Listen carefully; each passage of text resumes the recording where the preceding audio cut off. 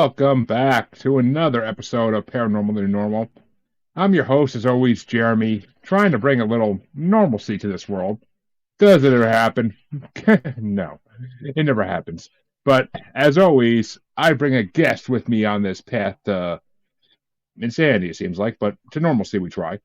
And my guest tonight is Ray Voice. He's the host of the Startup Specialist podcast, and he, among other things, is a businessman, basically, an author, and more. But we're going to get into all that in a little bit. But you may ask, what the fuck does this have to do with the paranormal? Well, we're going to find that out. And I think we might be a little bit surprised, I have a feeling. So we're going to go with that instinct and just run with it. First things first, though. How you doing tonight, Ray? I'm doing great, my man. Glad to hear it. Glad to hear it. So, the first question I usually ask everybody in the show is, what made you have an interest in the paranormal? Like, what brought you down that road? It depends on how you define the interest in paranormal, right? Because I'm a very scientific, skeptic kind of person, but I do find these sort of things interesting. And I do watch a lot of horror movies, mainly because my sister loves them. So we have always been in like sort of a ritual to watch horror movies together. Maybe we get together once a month or something like that. And she's always pointing out stuff like, oh, this I've read is about this similar stuff. Like if we are gonna watch a haunted house movie, she is gonna say, "Oh, there's a real haunted house somewhere. We should go and visit." And I'm like,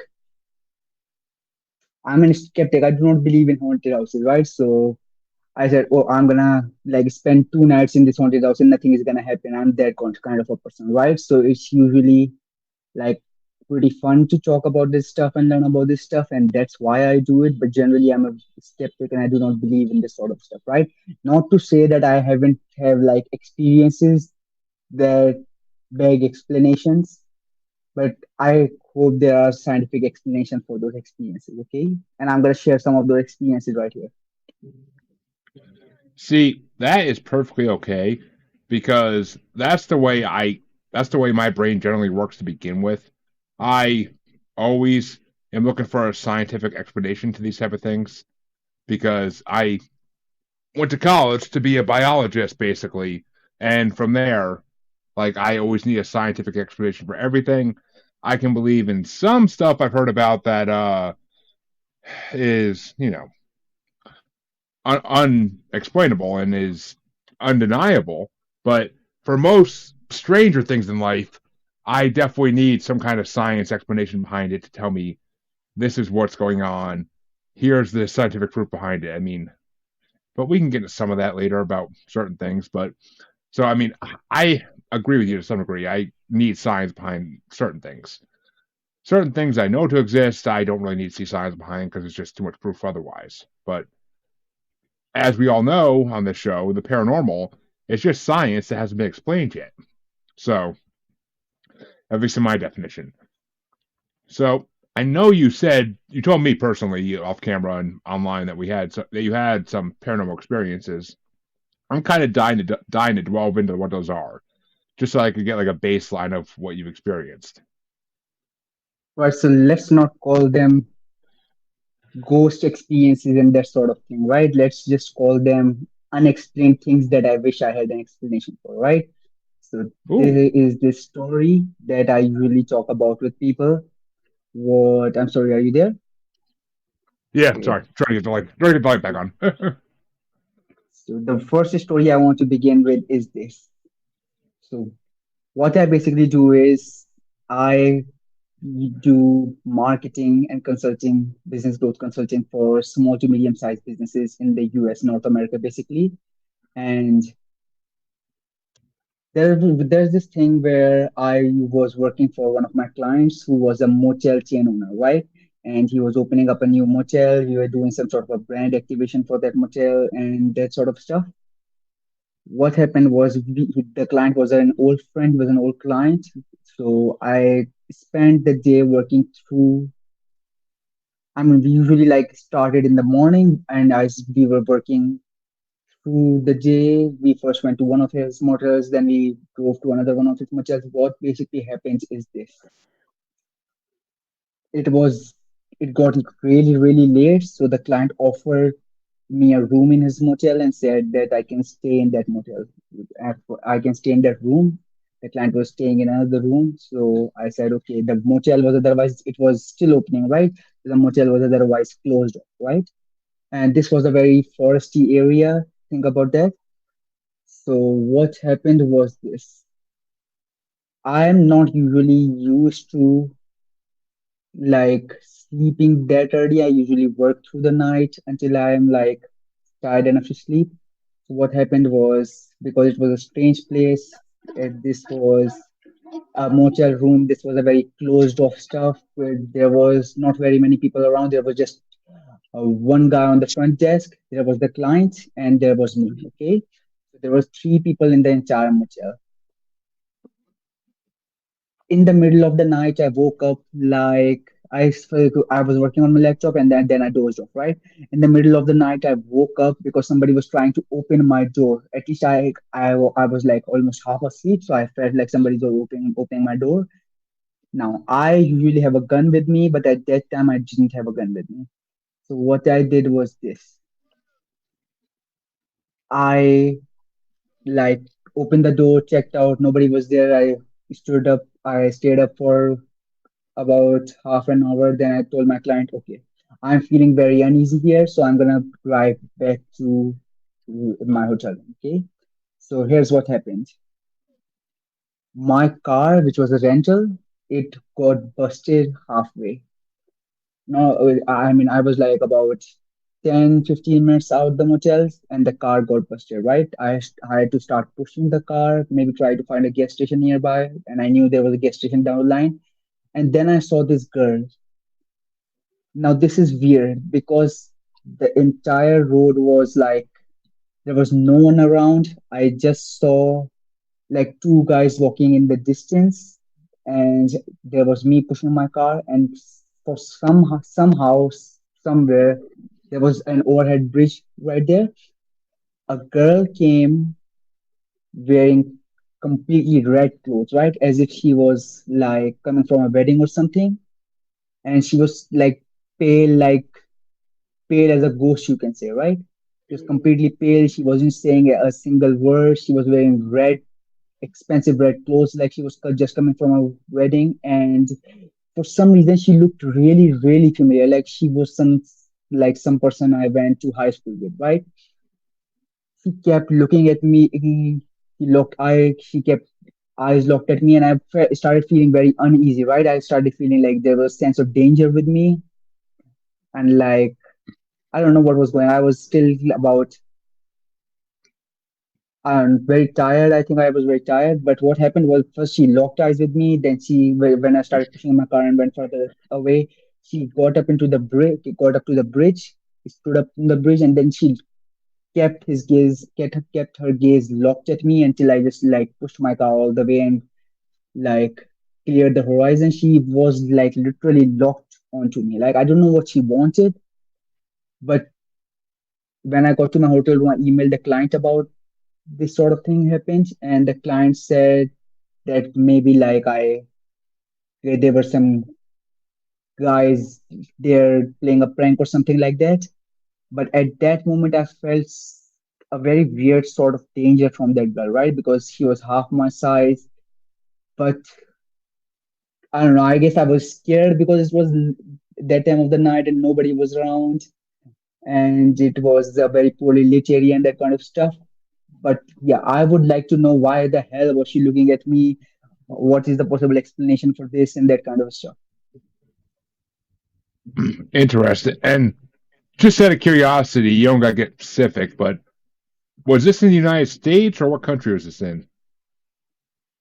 Let's just keep that stuff general, right? Let's just say that this was not in my hometown, and Well, that's why I'm asking, it like, what was in a very country? remote. It was very. Let's not talk about a country. Let's just say that this was a very remote area, and people usually used to visit this type of area for tourism and that kind of stuff. Did you say Australia? I kind of didn't catch that. I don't know. If you want, you can think of it as Australia like that. But think about this. tourist destinations, that kind of stuff is, you can imagine them in any country, right? Wherever you go, they're gonna just be the same thing. So True, that's not the kind of true. stuff we need to do. I mean, yeah, I mean it's true. There are stories of roadside ghost spirits in a lot of different countries. I mean, the United States. I mean, the United States is full of them. India's full of them. I've heard a lot of stories from India about roadside ghosts, and just other places of the world too. Of course, Australia, Europe. It seems to be. I mean, because a lot of people die in motor accidents and side of the freeway accidents. Like a lot of people die that way. So it makes sense that these spirits would appear on the side of the road because, they're kind of trapped where they pass because it happens so fast normally that they don't realize they're dead even. They think they're still alive and looking for a way home. I mean, as sad as that sounds, it kind of is the truth of it all. So, all right. I mean, that's creepy, and I've yet to have someone on my show who had one of these. So I am actually very happy you told me about that because that's a unique experience that not many people have. I mean, I can't say I've ever saw someone on the side of the road that I mean, I rarely see humans on the side of the road, let alone like spirits. So it's just it's a unique experience. So I'm happy you told me about it because it's definitely a first for the show, and I love when we break new things in the show. I love popping a new cherry. But any other paranormal experiences that we should know about before we go forward? Yeah, I have a very similar experience, and this experience, let's just say it was in the same area while I was working for the same client. And just to put your mind at ease, this was not in the United States, okay? And this was not in Australia, okay? But it was in like touristy kind of place. Let's just say, let's just stick with that. So I was like, this was another nighttime story. It was I don't know. It was about after midnight. It was like dark enough that nobody was around except me. And what happened was usually this. This is another instance where my car broke down. This time I didn't start pushing the car because I was going in a different direction with the thinner road and I couldn't push the car through that road. So I just decided that the thing here is this. I could see my hotel from where I was, where my car broke down, right? So I just said that I'm going to take this straight road, walk down it, and then I'm going to walk to my hotel, okay? So what happened was this. I saw this was like a straight road, a very commercial area, small shops, small businesses mostly. Nobody was around, lights were out. There was just a little bit bunch of there were just some lights. It was a very poorly lit area, okay? And this was very close to where the previous incident happened, right? And it was not very close, it was close enough. I'm gonna say it's very close, right? What happened was this. I saw a guy wearing full white clothes, like white from head to toe. You would imagine somebody will, if I don't know, it was a very eerie feeling, right? He was wearing full white clothes and he was like, he had this very uneasy thing about him. He wasn't saying anything. He was at distance enough to me that I couldn't like really see his face, but I knew he was looking at me and he was like a very dark person. And I did not know that what happened with that guy. So, I started feeling, and this was a couple of years back than the last previous incident, right? So I was a little bit younger, and this was the first time I was doing field work for clients, right? So I was young, I wasn't really used to being so far away from home. What happened was I got very scared of this person when he was looking at me. I just saw like, for some reason, I just felt like this guy's gonna charge at me. So at first he was there and I was there, and then I was slowly walking him and I was looking at him and he was looking at me, and then I crossed him and then I kept looking behind me to see, and he was just standing there planted in front of a shop. He wasn't moving at all, like he was like a statue or something, right? At one point I genuinely thought he was a statue, but he was not. He was moving his neck. He was looking at me. If sometimes he used to change his hand gestures, but mostly he was like standing very, very still, right? and I just got this feeling. I don't know. It is definitely me getting a dangerous feeling because it was night time, but I felt like this man is gonna charge at me for any reason, right? And I used to be, you can see me right now, right? But I used to be even bigger than this. I imagine me being twice as big as you can see what you can see right now because I used to do wrestling in high school and that sort of stuff. So I knew I could take this guy, but for some reason I felt very, very scared because it was a lonely place. There was nobody around, and this guy felt like he's got some very weird shit going on with him. He's gonna charge at me. Maybe he's got a weapon or something. But it felt like more than that. It felt like he had more than criminal intent, right? It felt like he was crazy or something. Like one could almost say that maybe he had like possessed or something, but I'm not gonna say that because I'm a skeptic kind of guy, but it felt like he was like not right in his mind, right? It felt more than a criminal intent. It felt like he was mad or something. That is another thing that happened to me. Interesting. I honestly, I mean, it seems like the area you're in is just pipe full of spirits that are stuck on the roadside from whatever happened to them. I mean, I've heard a lot of this. I No, mean, I'm not I gonna don't lie. I don't work with that client anymore. I don't work with that client anymore. They sold their What? business and then they changed lanes. Now they are in oil, I think. All right. I mean, I don't know. I mean, it's weird because the largest cases of roadside spirits I ever heard of was in India. I don't know why. It just seems to be the most popular area for them. I mean, and I don't know why. I mean, the United States has a few on like Route 66 and that are famous, and a couple other areas too where teenagers tragically died on the side of the road from various reasons, hitchhiking or whatnot. But and it's interesting. It's definitely a side of the paranormal we haven't touched on this show, and I freaking love you for it. So let me ask, because I like having another science-minded person on the show for this reason.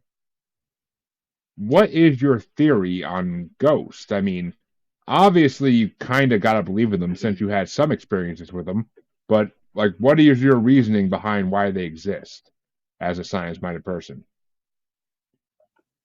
So the first thing is I do not believe that ghosts exist, but I also, to be really scientific, I mean, what authority do I have to say that ghosts exist or don't exist, right? It is for some researcher to go and figure out how to explain this phenomena, and maybe he's gonna say this is some sort of ghost entity and that kind of shit. Maybe they are gonna say that, oh, maybe people are mad and hallucinating. This is some sort of mass shared hallucination and that kind of stuff. It is for an authority to talk about it, right? In science we do not speak about things we do not know, right? And I'm not an expert in ghosts. I'm not expert in like whatever paranormal stuff is. So I'm not personally, I do not believe in ghosts, but I think that this is probably an area where people should research more. Maybe it's going to lead to more discoveries in uh, clinical psychology. Maybe it's going to lead to more discoveries in paranormal kind of cases and that sort of stuff. Maybe it's going to lead to more discoveries in criminal activities and that kind of stuff, right? But it is definitely something we should research more about, right? Even if just for the fun of it. And this Ah, next thing about it is my personal theory with ghosts is usually like this, right? For because I consider myself an expert in consumer psychology, right? So I know about this sort of stuff, right? The thing is, maybe usually, and this is my personal opinion, right? Usually, the way things happen is this, and this is my personal opinion. Okay, I have nothing to back over it. This is just my personal opinion. Usually I think what happens is one person experiences some sort of a hallucination, or maybe they remember something that happened and that sort of stuff, or maybe they are just making stuff up, and other people catch on it and then they turn it into a piece of gossip, a meme of sorts, and then it just catches on until it goes right, right? If from research we know that if someone is gonna make up a lie, other people are more likely to catch on that lie and then carry on it as if like that lie is a fact, right? So the majority of these, and this is why research also gets hard for this, right? The majority of these ghost paranormal stuff, these sort of stories are coming from people who are just making stuff up and then passing it along, right? And if something were to happen for real, like if, assuming there's a real ghost or something, what is gonna happen is this: the researchers and the research data set is gonna get all colluded up, and it's gonna get all polluted because the fact is mixed up with all of these lies people are making up, right? So if there's even one true paranormal activity story, it's gonna get messed up with everybody who's making shit up, and it's gonna get that much harder to research the real fact that if there's is such a thing that might exist. Okay, at least that's my I opinion. I okay. Well, one, I don't completely disagree with you because there are tons of false stories that have come out in the paranormal, whether it be ghosts or other topics. And, it's more people just wanting to fit in and more people just wanting to say they saw something. But the amount, I mean, as a science minded person, you have to know this already, I'm sure. Einstein said energy cannot be destroyed, it has to go somewhere. So the human body, when we're alive, has a certain amount of energy in it. So when we die, that energy has to go somewhere. It doesn't just sit in the ground with us with our body and like sit there for eternity. It has to go somewhere useful. So I mean, I'll tell you this personally, I live in a possessed house. I don't like the word haunted because it's not haunted, it's possessed. The house has it's not poltergeist activity, there's not cabinets flying open, there's not loud bangs, well, often. But I mean, but I've had paranormal investigators come to the house. I've had mediums and psychics on the show that have confirmed it. There are at least two spirits that live in my house at all times, and apparently some other ones that like to stop by for visits. But as mediums have told me, but I know there are two here for a fact that the original builders of this house, they still live here.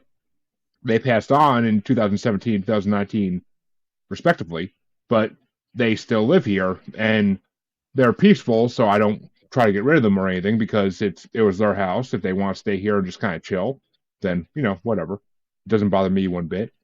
But I know they're here. That's the thing. Like I have slight empathic abilities. I'm not gonna say I'm a full on empath. I can kind of sense when things are near, but I don't have the full scope of abilities yet. But so they are here. I mean, there are spirits in my house at all times, and actually, one of my most loyal viewers, listeners, Harley says that she's experienced them herself, and that she has some that follow her, the good ones. She says, well, thankfully it's the good ones, but I mean, to say that, I mean, I don't know, to say that ghosts don't exist to me would be almost unbelievable because I can't believe that they wouldn't. I don't think that everybody that has a ghost experience is 100% truthful. No, no.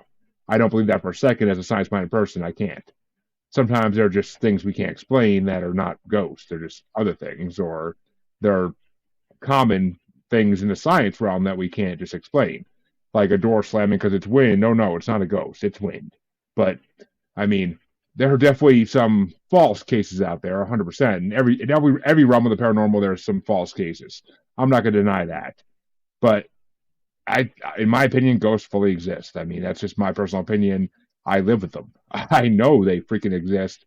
They've been around me enough, and I've had 200 plus guests in this show, and enough of them are in paranormal. I've had enough paranormal investigators that have been in notoriously haunted places and have shown me proof of video proof, picture proof that there are spirits there. I see pictures online all the time where I can see something, and I run these pictures a lot of the time through like an AI checker through basically every check I know that exists, and they're not faked. They're not fake pictures. So I mean, even scientifically minded, I can't say that ghosts don't exist. It's something I can't say. And I mean, it's fine. We can agree to disagree on that. I'm perfectly fine with that as well. But I mean, I just wanted to show you, like, I just want to put my side of the argument out there as well. But I mean, you've had some experiences, so you've kind of breached on that realm a little bit too. And I think there's a little bit of doubt in your head about that because I think you've seen some things that you can't explain. Yeah, that is true. I have seen a lot of stuff that I can't explain. I just wish there was some sort of an explanation that was more scientific for it, right? Because, like, let's say I just saw somebody going mad, right? Somebody was sane one at 1 minute and they just went mad the next minute, right?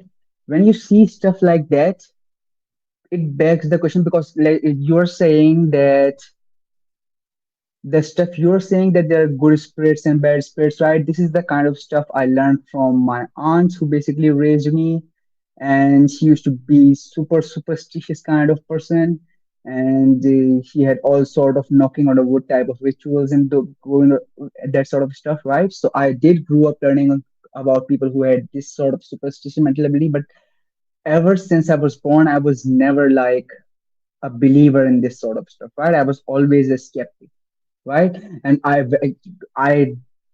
I'm saying that I do have watched stuff and I do have experienced stuff which is like out of the normal, but I'm not saying it is paranormal, right? I'm not, and not to say that ghost doesn't exist and that sort of stuff, right? I'm not saying that ghosts do exist, or I'm not saying that they do not exist, right? I'm just saying that I don't believe ghosts and these sort of stuff exist, right? And I'm also going to talk about possession in a while, but let's just talk about the scientifics of it, right? The first thing is any sane person to stay alive and maintain their sanity is going to listen to authority, right? Most of the things we do right now are things that we have learned either from peer pressure, we have seen other people do it and then we've copied it, or we have seen, listened to some sort of authority who have copied it, right?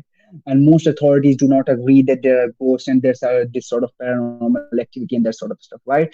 So it is my epistemic responsibility to not believe in ghosts and that sort of stuff for my own sanity and for the sake of science until that thing is proven otherwise, right? So the way that proof works is this, okay?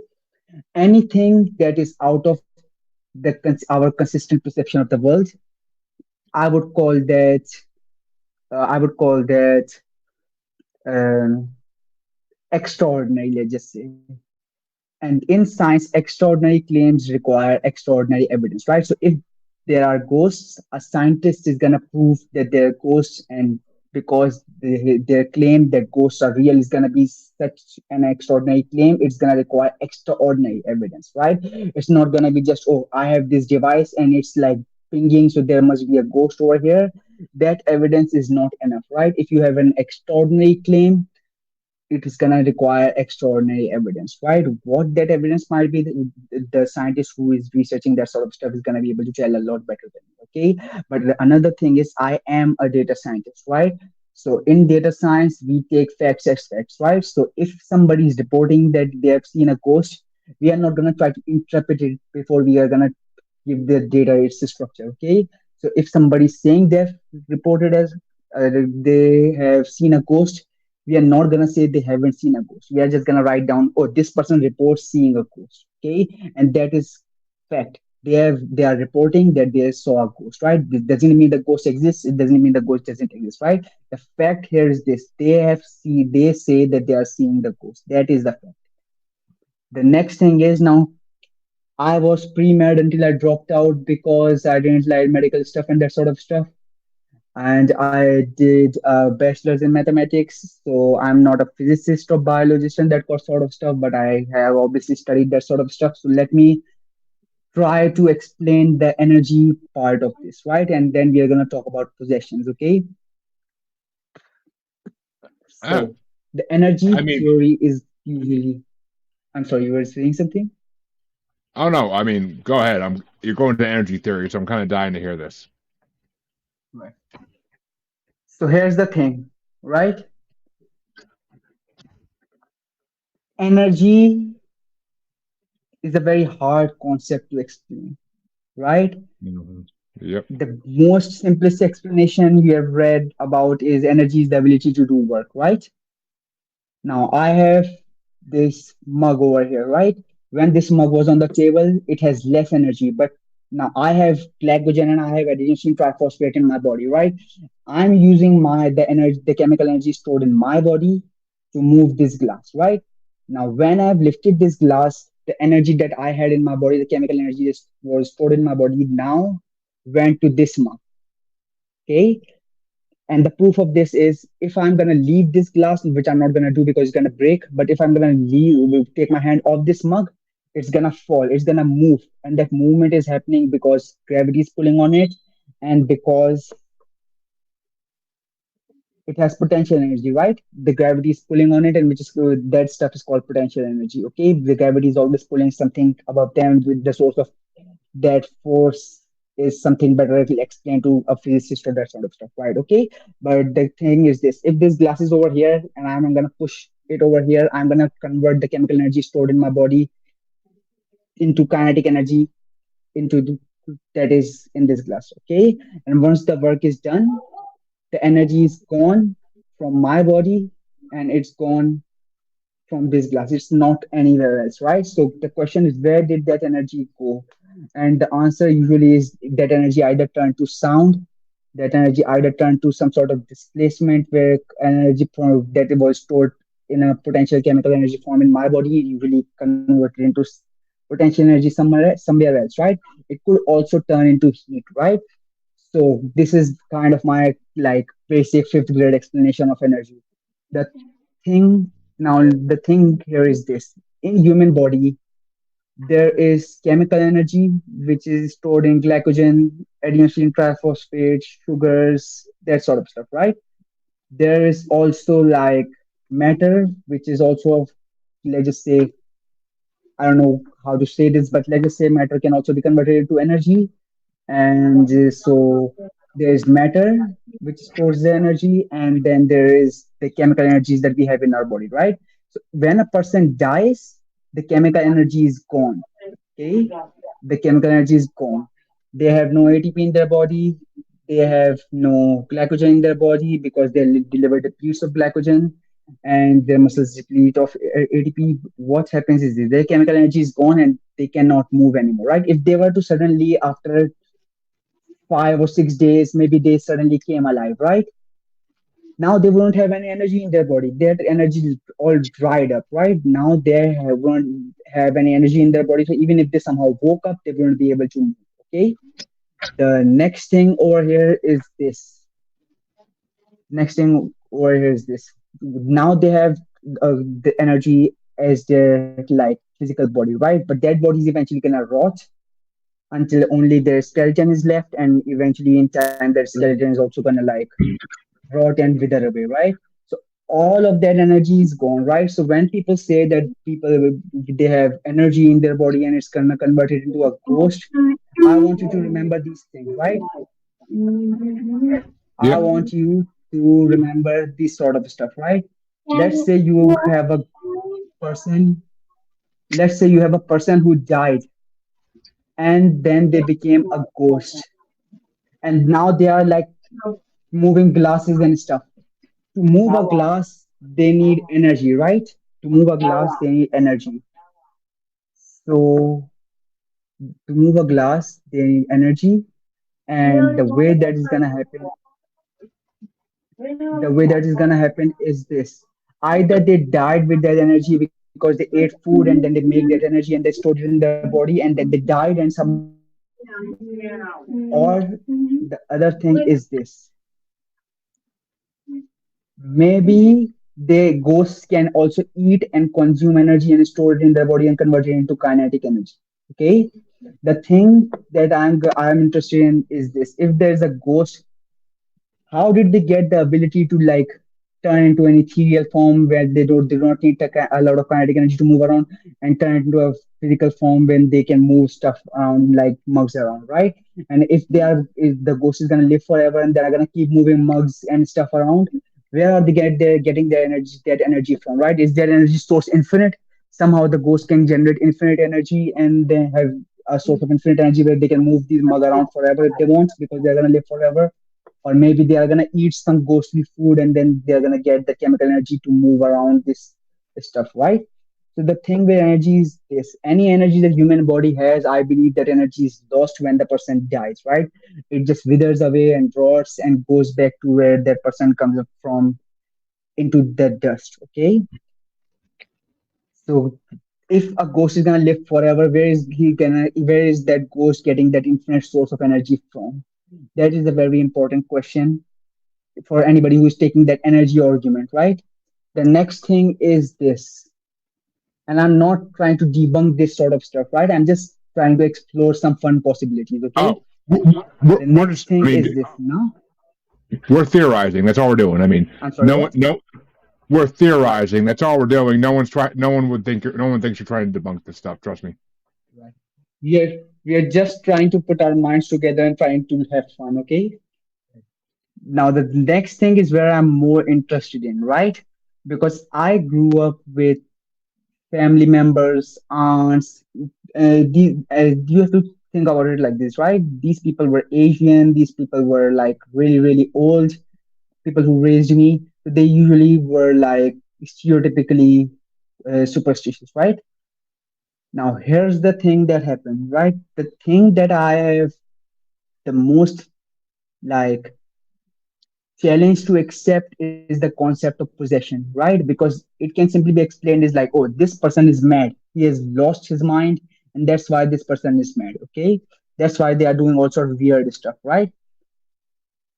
Now, I've lived in Asia for a lot of years. I've lived with old superstitious people for a lot of my life.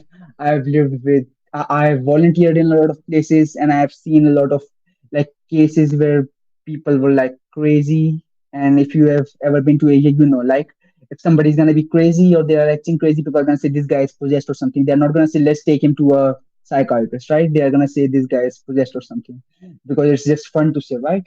They know that maybe they could have taken him to a psychiatrist or something, but they just try to have fun, say, oh, this guy is possessed or something, right? But how, what kind of a lost mind would somebody would have to do some really really crazy stuff, right? Because I've read some very crazy cases, and I was said this is mental disease. I mean, this person had really would have to be crazy, like hurt his family members, hurt his own property, hurt his hurt children and stuff, and that kind of stuff, right? So I've seen people go crazy to a point where I say the excuse of mental disease shouldn't be enough because it gives these guys a way to like sign off it and say, oh, I'm crazy and that's why I'm doing this, right? And I can't accept the fact that somebody could go so crazy that they do that sort of a stuff, right? In that case, I would say, what is the nature of possession, right? Is possession just mental disease? Is possession like some sort of a next level of mental disease? Is possession like some unexplained mystery of the brain? I would really like to know why people do some crazy stuff that they do where they shouldn't be doing this, right?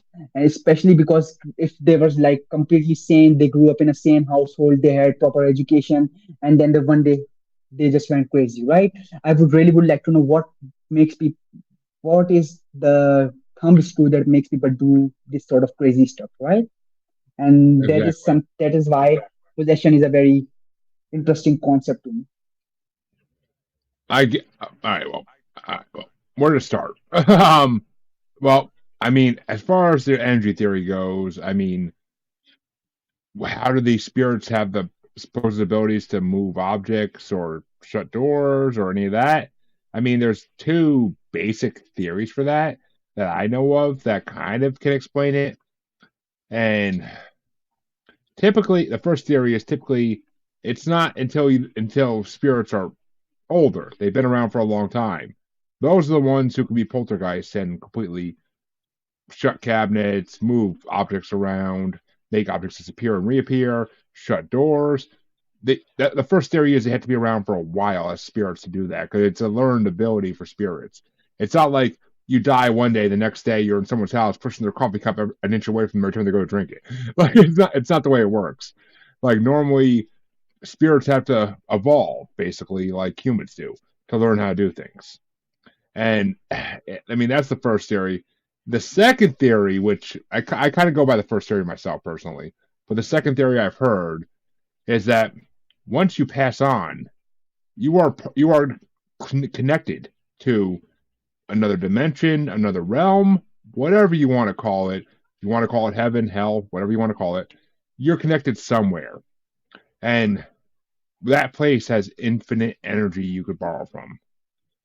And I mean, it kind of ties into the first one because I think you gotta learn to use that energy before you. Because I don't think you realize you have that ability when you first turn spirit. I think you have to kind of learn it.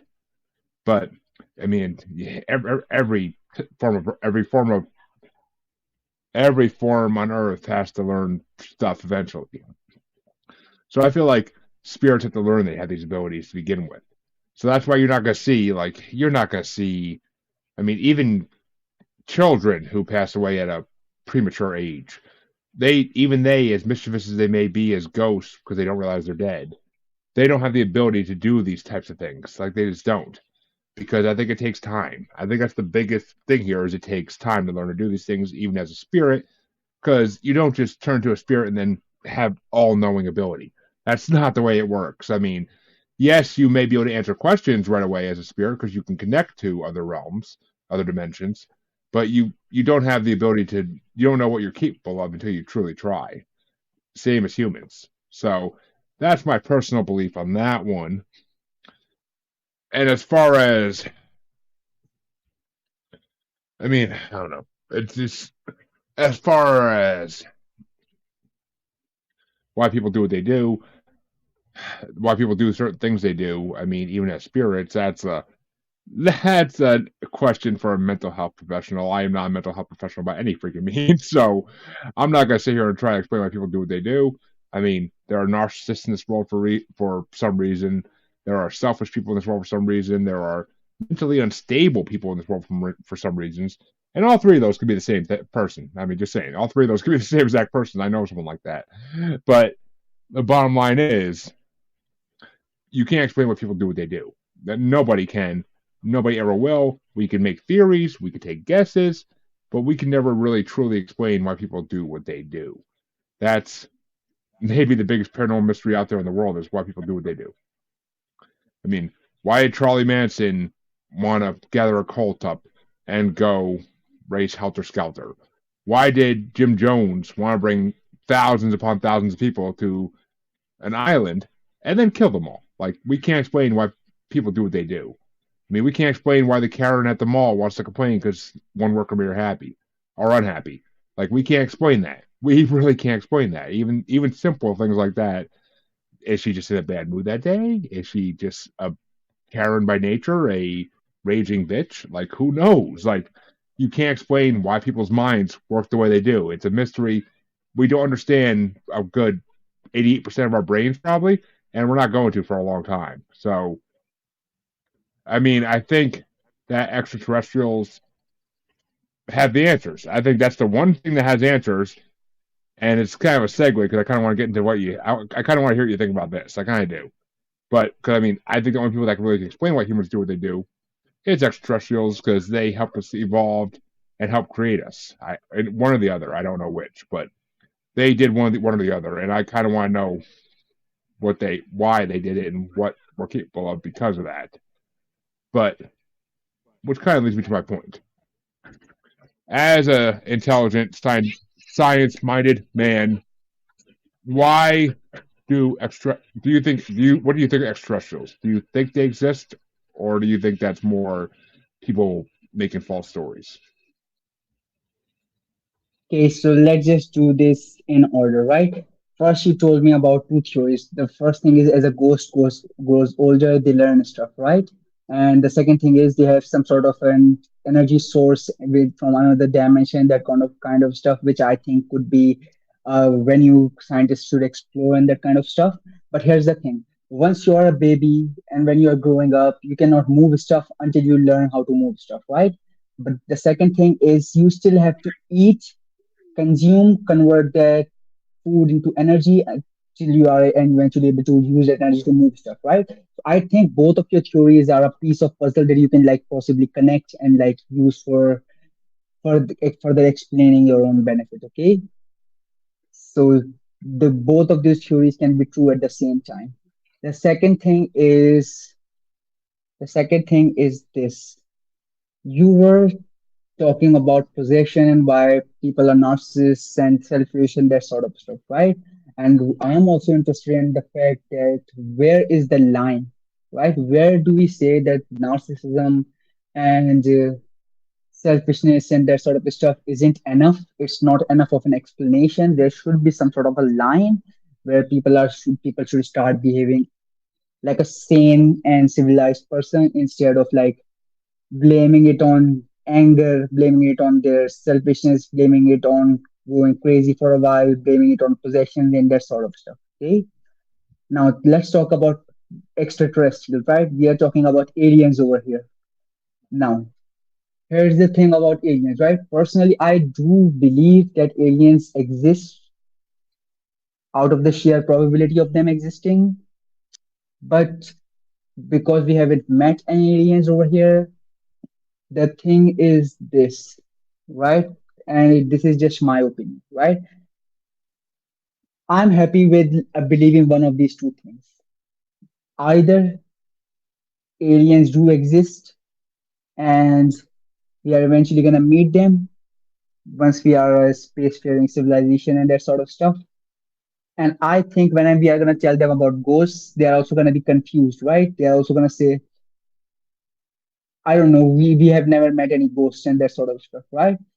Because if the majority of humans on this planet haven't met any ghosts, how do you know that if an alien dies, they also turn into a ghost? And there are other planets with ghosts on them, right? And in that way, if we are creating some sort of ghost detecting machine and we are gonna go on another planet, let's say we go to Mars and then we detect some sort of signals on a device that says, "Oh, there are ghosts on Mars." Are we gonna say that ghosts on Mars is like a proof of life on Mars, right? Because if there are ghosts on Mars, there must be people on Mars that have died there, right? And if they have died there, why didn't the ghost like climb up in his spaceship and went back to his planet and then like stayed on Mars and say, I died there, I'm stuck on this planet because gravity is holding the ghost back or for some reason. The next thing is if we are living in a simulation, that would explain why we should be seeing aliens everywhere, but we are not seeing aliens everywhere, right? Because in this simulation, we are the only civilization we are interacting with each other, right? So I'm happy with the simulation theory. I'm also happy with me eventually meeting aliens and like having dinner with them and that sort of stuff. But it's also something that is not out of the realm of scientific possibility, and we should definitely like have some fun with it. Okay, well, see, right there, I knew as a science-minded man like myself that you would believe in extraterrestrials to some degree. I knew you would because nobody that calls himself science-minded cannot believe in them because a there's proof, and b it wouldn't make logical scientific sense if we were the only sentient intelligent beings in this universe. It would not make sense. So I knew you would, and I had a feeling you'd agree with me on that. And I'm happy I was right. But I mean, in Ghost of Mars, good movie. But I will say that I don't know.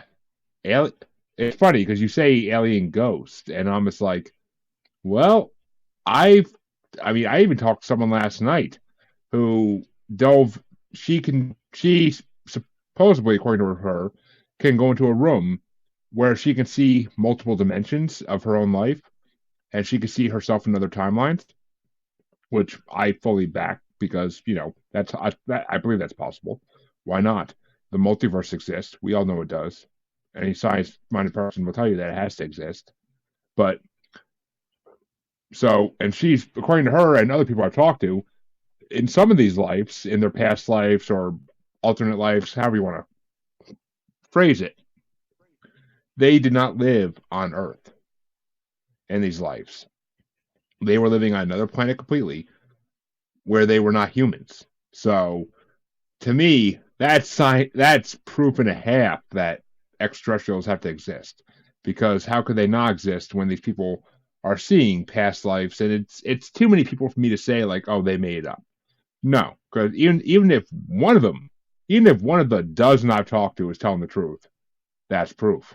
That's proof right there. And I don't think that all the dozen or however many there have been, because I've talked to a lot of people, are lying to me. I see it in their eyes. I see it in the way they tell a story and the way they tell what they believe. And I don't think they're lying. I just can't. None of my alarms are going off about like, are they lying? Like none of them are going off, and it seems like they 100% believe what they're saying. So, I mean, I'm the same. I mean, I 100% believe extraterrestrials exist. I think they've been among us for a long freaking time, longer than we'll ever know. And I think they've been kind of leading the way for us in the last century at least. If not in ancient times, plenty too. But I think in the last century they've been leading the way. All these new developments we have, I think, are because of technology they gave us or that we took from them. So that's my personal opinion. I mean, if you, I don't know, it just seems. I mean, I've also talked to people who've worked in laboratories that the government has that they've had to identify metals that don't belong on Earth, metals never found on Earth, and in amounts that it can't just be, oh, this is a meteor that fell to Earth. Like, just it's strange. I've talked to people who have taken apart supposedly UFOs and looked at the metal. And yes, there are elements in there that are found on Earth, 100%. 100% there are. But there are also elements underneath those elements that can't be explained. They're not elements we know exist on Earth. And I mean, I took chemistry, so I know what most elements are, and the characteristics of these certain elements do not line up with anything we know exists. So, I mean, the proof is out there. People have, I mean, as Fox Mulder would say, even the truth is out there. We just have to look for it. A lot of people want to stay blind, though. That's personally their problem, but a lot of people want to stay blind to the truth. Right. So what I usually think about aliens is this, right? The first thing I believe is the majority of chances say that we haven't like met or encountered aliens right now, but there is a good chance that aliens might be hiding between us, right? We just haven't found them yet, okay? Because there are, let's think about it like this: there are species that originated on this planet that we haven't found or accounted for or documented yet, right? There are species in the Amazonian forest, there are species that live underwater and we haven't accounted them, we haven't documented them, and there are bird watchers, marine biologists, and all sort of scientists trying to discover more and more uh, species or subspecies of beetles, fish, I don't know, algae, and that sort of stuff, right? So it is very possible that aliens might be living among us, but we haven't seen them, right? The second thing is, I do not believe that aliens are humanoid, right? Because most species on our own planet aren't humanoid. Most species are on our planet are not like, they don't have like a face and two hands and 2 feet and they walk upright. Most species are like, they are like cats, dogs, fish. There are Insects. insects, right? There are germs, there are plants. So we do not know. The possibility is that there could very well be that we are eventually going to find a planet which has a lot of alien lives and all of it is like plant life or that sort of stuff, right? Because the most alien thing we know about on this planet, we can say in a manner of speaking, is plant life, right? Plant life is life that is completely different from us, right? It doesn't have blood, it doesn't have limbs that allows it to move from one place to another. And so plant life is the most alien thing that is, we can qualify as living, that we know, right? It doesn't have a beating heart and that sort of stuff, right? So we can maybe find a planet which has all plant life. We can maybe find a planet which has a lot of insects or some life that is so small and micro size that we cannot even see it from the outside. And maybe some of that alien microscopic life is living among us and we are yet to find about them. The next thing is, maybe the aliens aren't micro, maybe they aren't dumb, maybe they are so advanced that they are able to hide themselves. And like, if I was an alien and I knew that there were other alien around, I would like try to hide myself, create some sort of a shield, or maybe go as far as I can go so other people cannot find, right? Because chances are, because this is something I believe, right? I believe that if we are gonna find aliens, they are gonna be a hostile civilization, right? So if we are gonna find aliens, we should like create weapons and stuff to protect ourselves before we go out there and find aliens. Yeah, I mean, I agree. I mean, oh, to some degree, because I mean, the most known extraterrestrial species that the paranormal field likes to talk about are greys, reptilians, and Norses, and I guess the Palladians will get thrown in there too because they're mentioned a lot.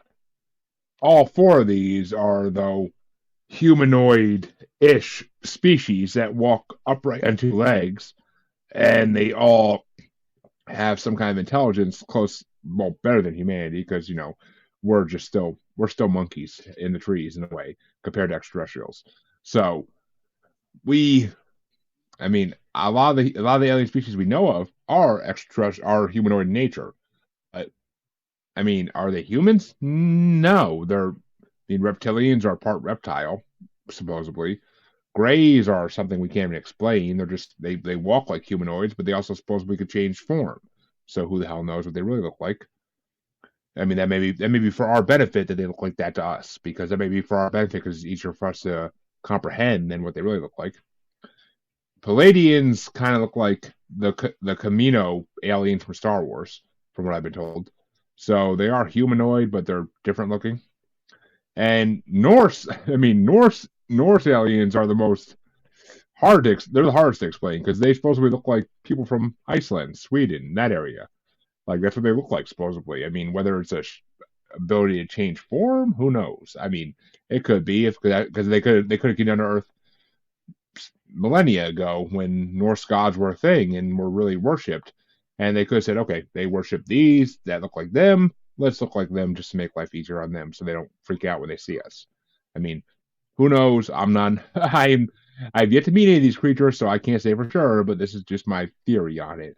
So I mean, I think there are humanoid ones out there. I also believe there are 100% not humanoid looking ones out there. I mean, look at the chupacabra legends out of Puerto Rico and the South. Like they're extraterrestrial in nature supposedly, but they do not look like humans. They look like dogs. They look like coyotes. They look like basically what we know as canines, but deformed. So who knows? I mean, and that's a whole nother topic that yeah, we're not getting into, but because that's actually one of my most like less. That's one of the cryptids I believe in the least. But there's proof of them, so who knows? But I want to give you this last few minutes to talk about your podcast, talk about what you guys do on there, and then just basically promote where people can find you, like anywhere they can find you, promote it. Great, right. So thank you so much, Jeremy, for inviting me, and I really had a lot of fun with this podcast. So what I basically do is I do consulting, do business growth consulting and marketing for small to medium sized businesses. So if you have a business and you are looking to grow that business, then definitely contact me on my LinkedIn. Or you can also check out my podcast, which is available on Spotify, it's available on YouTube, it's available all over the place, and it's called the Startup Specialist, where I usually talk about, where I usually invite experts and I ask them about their experiences and things that they can do for your business, and they teach you how to do that for your own business, right? So if you have a business or if you are an entrepreneur, definitely check out my podcast, The Startup Specialist. And if you are looking for a growth partner that can help you grow your business, definitely check out me on my LinkedIn. You can also like contact me from my, you can also like contact me if you want to be a guest on the podcast, if you're and if you're an experienced expert. Maybe you have a master's, PhD, or that sort of an advanced degree. Maybe you have a maybe you have decades of business experience. I would love to hear from you and talk about your own experiences with your business, right? We have all sorts of professionals, from leadership experts running 200, $300 million companies. We have VCs coming on our show and telling us how a founder, business person should like structure their company and seek out funding. We have experts who are personal finance and business finance experts, and they tell us how to like manage your finances as a business owner and founder. So if you're a business owner and founder, definitely check out my podcast. And if you need a growth partner, if you need my consulting or my marketing help, definitely check out my LinkedIn profile. What we basically do is we have a very specific and very data-backed marketing thesis that is different from any other marketing agency on the planet, right?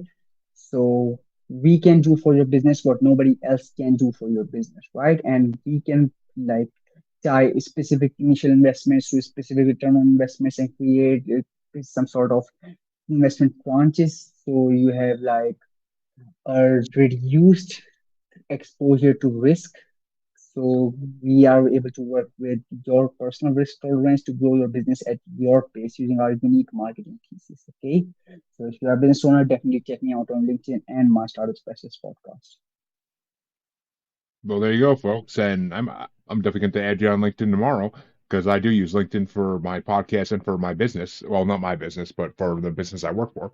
But you can, of course, all my listeners, you should know where to find me by now. If you don't, then my marketing has failed and I feel like a failure. But if you don't know, check out the outro because I don't like people to remember things. So check out the outro. And you can find everywhere. You can find me there for all the watchers. It's been scrolling on the bottom of the screen the whole time. If you can't read, then I feel bad for you. But I want to thank Ray for coming on because it's been a fun hour. I love debating with skeptics. It's always a fun time, and it gets us all like a little bit different aspect of what we believe to try to think about. So it's a great mental exercise if anything else. But come back next week. I'll have more episodes. I'll have more interviews coming out on Monday and the whole rest of the week, as you know. Until then, thank you, Ray, for coming on, and thank you all for watching. All 15, 14 of you, I appreciate it. And thank you, listeners, for listening. I will be back next week. Have a good night.